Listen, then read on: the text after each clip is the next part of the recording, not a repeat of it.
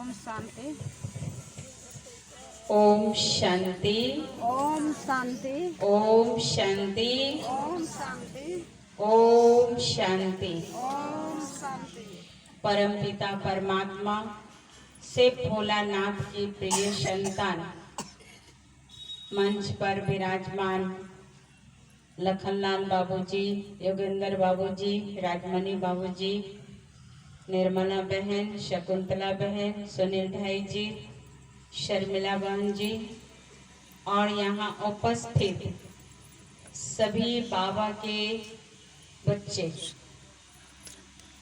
गीता पाठशाला से आए हुए सभी भाई बहने और इस जोगमनी सेंटर पे क्लास करने वाले बाबा के अनमोल रतन, आप सभी को आज बाबा के घर का वार्षिक महोत्सव का बहुत बहुत शुभकामना, बधाई हो, बधाई हो, बधाई हो। बाबा की छत्र छाया आपके सिर पर सदा बनी रहे। बाबा का वरदानी हाथ आपके सिर पर सदा रहे और बाबा के अनमोल ज्ञान रत्नों से आप सदा सजते रहे और उसे जीवन में धारण करके दूसरों को भी सजाते रहे। आज बहुत शुभ दिन है कि सेंटर का वार्षिक महोत्सव भी है और साथ साथ आज भैया दूज भी है। तो भैया दूज का भी आप सभी को, सभी भाइयों को भी बहुत बहुत बधाई और शुभकामनाएं। आत्मिक स्मृति का टीका लगाने का दिन और बहनों के द्वारा आशीष दुआएं प्राप्त करने का दिन। तो हम सभी आत्मा रूपी भाई परमात्मा शिव से क्या करते हैं, शक्ति लेकर आत्मा की स्थिति में टिकते हैं और एक दूसरे को दुआ देते हैं, एक दूसरे को बधाई देते हैं, शुभकामना देते हैं और साथ साथ मुख भी मीठा कराते हैं। तो मीठा बोलने का, मीठा सोचने का, अच्छे कर्म करने का, मिठाई भी खाते हैं। मन के अंदर जो बैर भाव होता है उसको भुलाकर एक दूसरे को बधाई भी देते हैं। तो आज भैया दूज की भी शुभकामना, वार्षिक महोत्सव की शुभकामना। इस सेंटर में क्लास करने वाले सभी बाबा के बच्चों को भी शुभकामना। और आज अथक सेवाधारी ब्रह्मा कुमार हमारे नितेश भाई जी का भी जन्मदिन है। उन्हें भी हम दिल से दुआ देते हैं कि आप सदा यूं ही उमंग उत्साह के साथ आगे बढ़ते रहिए और बाबा का हाथ में हाथ देकर राइट हैंड बनकर चलिए। बाबा के दिल पर बैठने वाले, दिलाराम शिव बाबा के दिल पर बैठने वाले, जब से आप बाबा के बच्चे बने बहुत ही उमंग उत्साह और अथक रूप से आप पुरुषार्थ दुआएं हैं, ढेर सारी शुभकामना है और बहुत बहुत बधाई भी। आज का दिन जो बाबा का यहाँ सेंटर आया और आज भी हम आए, क्लासरूम सब कुछ देखे, ऐसा लगता ये स्थान बाबा ने हमारी आदरणीय माता जी, बाबूजी, उनके परिवार के द्वारा ऐसा सोच समझ के बाबा के टचिंग के द्वारा बनाए कि आने वाले समय ये भगवान का घर बने और यहाँ आकर अनेक आत्माएं भगवान का ज्ञान प्राप्त करें। ऐसा स्थान बाबा का घर के लिए चुना गया तो माता जी को भी और उनके पूरे परिवार को भी हम दिल से दुआ देते हैं और ढेर सारा शुभकामना देते हैं, बहुत बहुत बधाई देते हैं। क्योंकि घर पे तो कोई भी आके रह सकते हैं, भाड़ेदार, पर आपका घर को भगवान ने चुना और भगवान के बच्चे ब्रह्मा कुमारी बहनें यहाँ आकर के बैठी चैतन्य देवियां जो ज्ञान के गंगा बहाती हैं और आप सभी उसमें लाभ लेते हैं। कितने आत्माओं को सुख मिल रहा है यहाँ से, कितने आत्माओं की दुआएं मिल रही है, ये तो बहुत बड़ा भाग्य है। तो भाग्यवान आत्मा को भगवान भी चुनता है अपने कार्य के लिए। इस पाठशाला में आने वाले बाबा के जो चुने हुए रतन हैं, जिनके उमंग और उत्साह के द्वारा, अथक लगन के द्वारा ये स्थान को चुना और अपने तन और मन धन के सहयोग से इसको एक नया रूप दिया, ऐसे बाबा के नैनों के नूर, दिल पर बैठने वाले दिल तख्त नसीन आत्मा, कितना ना बाबा का दुआ आप सबको मिल रहा है। जब ऐसा दिन था कि हम कहाँ मुरली सुने, कैसे करें, और फिर भी आप सभी ने, हमारे भाइयों ने, हमारी बहनों ने, माताओं ने सब मिल करके इतना उमंग उत्साह दिखाया और इतना उमंग के साथ अपना तन मन का धन का सहयोग दे करके फिर से इसको नया रूप दिए, तो ये आपका बहुत बड़ा भाग्य है, बहुत वरदान बाबा का आप सबको मिल रहा है। आप सभी अपने को साधारण नहीं समझे, आप वो पांडव सेना हैं जिसके साथ भगवान है, और आप वो शिव शक्तियां हैं जिसकी विजय निश्चित होती है। तो ऐसी पांडव सेना शिव शक्तियों को बहुत बहुत बधाई और शुभकामना।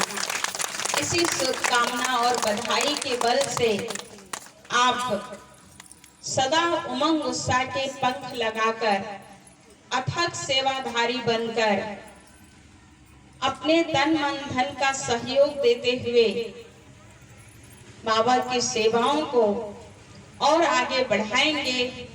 ये हमें विश्वास ही नहीं, केवल बहुत अंदर में निश्चय है कि आप ऐसा कर सकते हैं और किए भी हैं और आगे भी करते रहेंगे। जब शुरू हुई पाठशाला तो 2-4 भाई बहन यहाँ आते थे, 4-5 जितने थे, उमंग उत्साह 8-10, लेकिन आज देखिए कितने बाबा के बच्चे भी बढ़ गए और सबके चेहरे कितने खिले खिले लग रहे हैं। कितना पुण्य का पूंजी आपने जमा किया है और करते रहेंगे।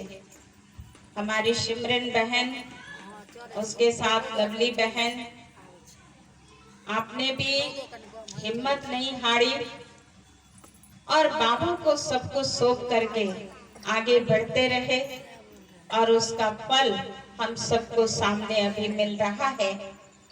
तो इसी उमंग उत्साह के साथ आगे बढ़ते रहिए। माया की वार होती है, पर अटेंशन रूपी पहरा की जरूरत है। आज ही बाबा ने कहा कि बच्चे बाबा के सामने मुरली सुनते हैं तो बहुत नशा चढ़ता है, पर सीढ़ी उतरते नशा उतर जाता है।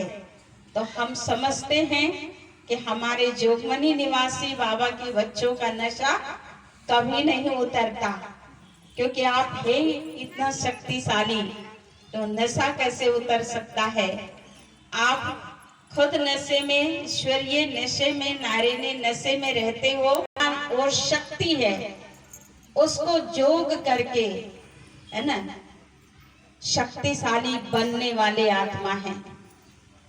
तो इस टाइटल को भी सदा अपने अंदर याद रखना है और आगे बढ़ते जाना है। आज बाबा ने हमें कई टाइटल मुरली में दिया। ज्ञान गंगा, बाबा ने कहा बहते हुए ज्ञान गंगा बनो, सबको ज्ञान सुनाओ। आज का मुरली तो हमारे आदरणीय सुनील भाई जी रिपीट कर दिए। सुनील भाई जी बहुत मुरली को याद रखते हैं। हम देखते हैं कि कभी भी कहीं बोलने का चांस भाई जी को मिलता है तो इतनी अच्छे अच्छे पॉइंट सुनाते हैं, क्योंकि वो सुनाते ही नहीं कि आप ऐसे इशारे से करने वाले आत्मा हैं। केवल इशारा मिलता है और आप एकदम एवर रेडी हो जाते हैं। बहुत बड़ी आपकी विशेषता है। कहीं भी प्रोग्राम हो भाई जी अवश्य वहाँ किसी न किसी तरह से समय निकालकर के ऊपर पड़ा है। कहते हैं किसी के नजर पड़े न पड़े, प्रभु का नजर का हुआ है असर।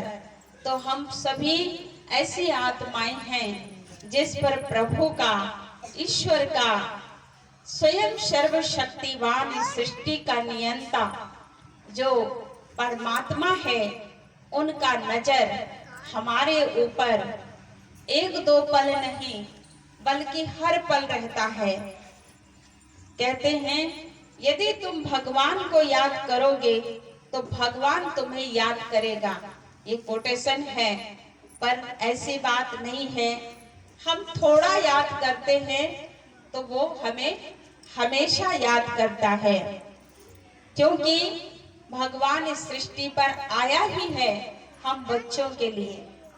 उनका और कोई काम नहीं है। बच्चों को देखना, उसे पढ़ाना, समझाना, वरदान देना, शक्ति देना, शक्तिशाली बनाना। बच्चों का तो बहुत काम है। यहाँ से जाएंगे तो बाबा की बातें भूल भी जाएंगे, भी थोड़ी देर में याद भी करेंगे, पर बाबा हमें हर पल याद करता है। बाबा की दृष्टि हम पर हर पल रहती है। कैसे पता लगता है? जब हम मुरली सुनते हैं तो आप गौर से मुरली सुनेंगे तो ऐसा लगेगा कि कल की दिनचर्या जो भी हमारी रही है, आज उस दिनचर्या को बाबा वर्णन कर रहा है ना। कभी हम सेवा करना भूल जाते हैं या कम करते हैं तो बाबा सेवाओं के बारे में बताता है, याद दिलाता है, तरीका भी बताता है, युक्ति भी बताता है। कभी योग में अलवेले हो जाते हैं तो बाबा योग रूपी सब्जेक्ट में हमें बहुत अटेंशन दिलाता है।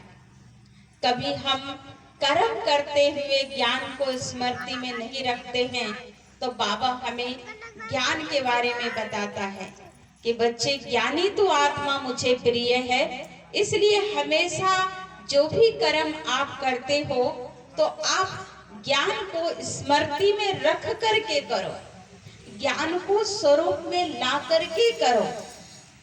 अभी पिछले संडे का मुरली हमने सुना, बाबा ने उस मुरली में यही कहा कि जो 4 सब्जेक्ट है, ज्ञान, योग, धारणा और सेवा, तो बाबा ने कहा कि सबसे पहला जो सब्जेक्ट है ना ज्ञान, अगर उस ज्ञान को विधि पूर्वक हम सुनते हैं और विधि पूर्वक उसको जीवन में धारण करते हैं, स्वरूप में लाते हैं, तो योग कठिन नहीं होगा।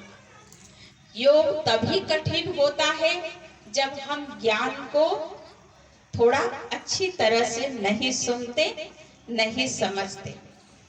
कई बार हम सुनते भी बहुत प्यार से, समझ भी जाते हैं, लेकिन उसको अपने स्मृति में रख करके, स्वरूप में ला करके कर्म नहीं करते हैं तो कहीं न कहीं माया हमको कमजोर बना देती है।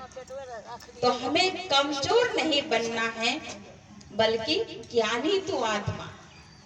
जो बच्चे ज्ञान को अच्छी रीति समझते हैं, है ना, एक एक बात को समझ करके स्मृति में रखते हैं, तो वो जागती ज्योति बन जाते हैं। उसके सामने कोई भी अज्ञानता का अंधकार होता ही नहीं। जो इधर उधर गुटखा खाना पड़े या भटकना पड़े। तो पहला सब्जेक्ट ज्ञान को ही अच्छी रीति से समझना, स्वरूप में लाना, तो योग बहुत अच्छा से लगेगा। और जब हम योग बहुत अच्छा से करेंगे तो बाबा ने कहा जाएंगे, और जिसका जीवन ही योगी होगा तो वो कितना शक्तिशाली होगा। तो जब योग से हमारा विकर्म विनाश होगा, तो जिस तरह से सोने को आग में डाला जाता है और उसके खाद जलते हैं, तो सोना का चमक स्वतः ही बढ़ने लगता है ना, उसे चमकाना नहीं पड़ता है। जैसे कपड़े धोएंगे, मैल निकलेगा तो कपड़ा साफ होगा, वैसे आत्मा योग रूपी अग्नि में तप कर फिर उसके अंदर जो दैवी संस्कारों का जो दैवी संस्कार है, गुण है, वो उभरने लगता है। उसे हमें कहीं से लाने की जरूरत नहीं है, बल्कि हमारे अंदर जो गुण है उसे निखारने की जरूरत है। तो दैवी गुणों की धारणा स्वतः होने लगती है, जिसको बाबा ने कहा नेचुरल नेचर। नेचुरल माना आप से आप वो संस्कार बनता जाएगा, उसी आधार से हमारा कर्म होगा। जैसे सतयुग में हमें ये अटेंशन थोड़ी रखना पड़ता है कि हमें अच्छे काम करना है, क्योंकि संस्कार बना हुआ है ना।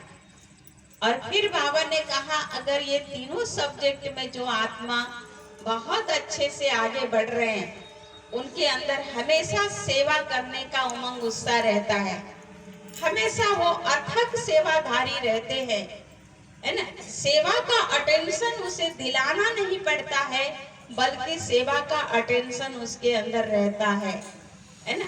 ऐसे नहीं है कि कोई कहे कि सेवा करो तब हमको याद आवे, नहीं, वो स्वतः ही अटेंशन रहेगा।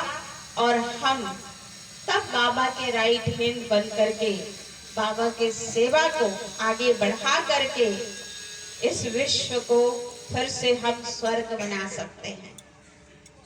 तो ये कार्य करने के लिए बाबा ने हम सभी आत्माओं को भुजा के रूप में चुना। इसलिए बाबा कहते हैं ना कि ब्रह्मा के 1000 भुजाएं, तो हम सभी भगवान के क्या हैं, भुजा हैं। अब भुजा भी 2 प्रकार का होता है ना, 2 भुजा होता है, एक राइट होता है, एक लेफ्ट होता है ना, दाहिना और बायां। तो दाहिना भुजा से हम बहुत अधिक काम कर सकते हैं और बाएं से थोड़ा कम होता है।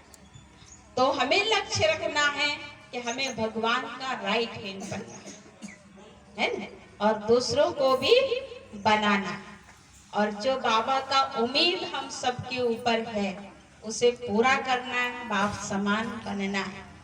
तो यही लक्ष्य को पक्का करके हमें इसी नशे में रह करके निशाना साधना है, तब हम माया जीत जगत जीत और विश्व महाराजन श्री नारायण और विश्व महारानी श्री लक्ष्मी समान बन पाएंगे। तो बाबा की मुरली हम सब के सामने होती है, पर उसे हमें विधि पूर्वक पढ़ना। आज भी बाबा ने कहा ना, नंबर 1 क्यों बन जा, नंबर वार क्यों बन जाते हैं। अभी उसी मुरली में था नंबर वार नंबर 1, है ना। तो नंबर 1 और नंबर वार अपने ही पुरुषार्थ के आधार पर बनते हैं। तो इसीलिए हमें लक्ष्य रखना है, क्योंकि लक्ष्य भूल गए तो लक्षण आना संभव नहीं। तो जो बाबा ने हमें लक्ष्य दिया है, उस लक्ष्य को बुद्धि में रखते हुए आगे बढ़ते जाना है, बढ़ाते जाना है, सभी को संदेश देना भी है, अपने लौकिक कारोबार भी करना है। आज का मुरली में बाबा ने बहुत सुंदर एक बात कही। बाबा ने कहा जो दुनिया के अंदर सन्यासी है वो हाफ सन्यासी है, और तुम बाबा के बच्चे प्रवृत्ति में रहने वाले फुल सन्यास करते हो, क्योंकि सन्यास विकारों का किया जाता है, घर बार परिवार का नहीं, विकृति ना हो। तो हम फुल सन्यास, और सब कुछ बाबा को सौंप देना है। मेरा मेरा नहीं। बाबा ने कहा मेरा मेरा कहने वाले को मोह आ जाता है, तो सब कुछ तेरा। यहाँ तक भी भगवान ने कहा मेरा पति मेरा बच्चा भी नहीं कहना। ऐसा क्यों कहा बाबा ने? जब हमारे जीवन में कोई परिस्थिति समस्या आती है तो हम भगवान को जाके क्या कहते हैं? हे भगवान ये तो आपका है, आप जाना। उस समय हम कहते हैं, और बाबा कहते पहले से कहो ना। जब कहते ही हो मेरा मेरा, जब तुम्हारा है तो तुम जानो, है ना? तो देखो भगवान हमें सिखा भी रहा है कि सौंपो, मुझे कैसे सौंपना है, कि मेरा कुछ नहीं, मेरा एक शिव बाबा, बाकी जितना दिख रहा है वो बाबा का है ना। मेरा पति भी बाबा का, मेरा बच्चा भी बाबा का, मेरा घर भी बाबा का। अटेंशन कौन रखेगा? जब आप बाबा का बोलेंगे तो बाबा अटेंशन रखेगा, ध्यान रखेगा, उसको सुरक्षित रखेगा। जैसे दिखाते ना द्रौपदी को, जब दुशासन उसको घसीट के ला रहा था, द्रौपदी ने क्या कहा? तुम इस कुल के बहू को खींच के ले जा रहे हो, चलो तुम्हें सभा में बताएंगे। लेकिन सभा में आते द्रौपदी का सोच से उल्टा दिखा वहां। उसकी सहायता किसी ने नहीं किया, है ना? पति भी नहीं किया, ससुर भी नहीं किया, राजा भी नहीं किया, मंत्री भी नहीं किया। सबके आगे उन्होंने हाथ फैलाए और तब सब चुप रहे। और फिर अंत में वो खुद अपना बचाव करना चाहिए, तब भी वो नहीं बच पाए। तब उन्होंने दोनों हाथ उठा करके भगवान को अपने आप को समर्पित कर दिया कि हे प्रभु, अब मैं तुम्हारी हूं और तुम ही मेरे लाज को बचा सकते हो। कितनी देर लगी भगवान को आने में? जितना देर तक वो अपने पति परिवार को पुकारती रही, उतना उससे पहले वो भगवान को पुकारती तो उसकी जरा सा भी बेइज्जती वहां नहीं हो सकती थी। तो कहते एक बार द्रौपदी ने कृष्ण से सवाल पूछी कि हे केशव, जब दुशासन मुझे खींच रहा था मेरा बाल पकड़ के, तब तुम क्यों नहीं बचाने आए? घसीट के मुझे सभा में ले गया, तब भी तुम नहीं बचाया। मुझे इतना अपमानित किया गया, तब भी तुम मुझे नहीं बचाया। अंत में तुमने बचाया मुझे। क्या जवाब था भगवान का? उसने कहा, जब तुझे दुशासन ने केस पकड़ा, तुमने मुझे याद नहीं किया। तुम्हें घसीटा, तब भी तुमने मुझे याद नहीं किया। तुम्हें अपमानित किया, तब भी तुम अपने परिवार पति को याद करती रही। लेकिन हे कृष्णा, जब तुमने मुझे याद किया तो मैं एक सेकंड भी देर नहीं किया। ये भगवान का वायदा है। लेकिन उस भगवान के ऊपर मुझे कितना निश्चय है, कितना विश्वास है, कितना भरोसा है, ये हमें अपने आप को देखना पड़ेगा। क्योंकि वो कहते हैं कि मैं आया ही तुम्हारे लिए, तुम ही तो भूल जाते हो। और जब जब तुम याद करते हो, तुम्हारे याद करने के एक सेकेंड में मैं तुम्हारे पास होता हूं। इसलिए हमें भगवान की बातों को याद रखना है। मेरा मेरा नहीं, मेरा सब कुछ तुम्हारा है। भक्ति में हम कहते आए, तन भी तेरा, मन भी तेरा, सब कुछ तेरा। लेकिन हमने सचमुच किया ही नहीं वैसा। इसलिए अब बाबा सिखाते हैं। अब बाबा कहते बच्चे, उसी में से थोड़ा धन, थोड़ा मन, थोड़ा तन निकल, साम्राज्य तुम्हारा है।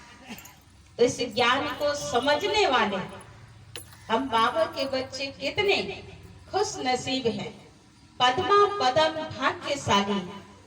इस भाग्य को सदा स्मृति में रखना है। और ओम शांति।